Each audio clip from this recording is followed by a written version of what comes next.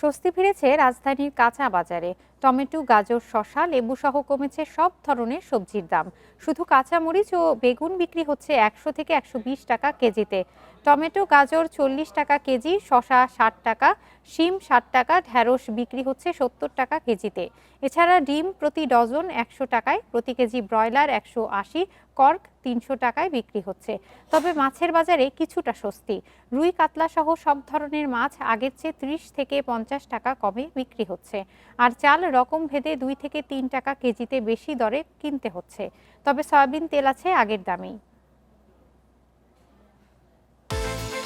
বিকাশ পেমেন্টে 10,000 টাকার বেশি অফার।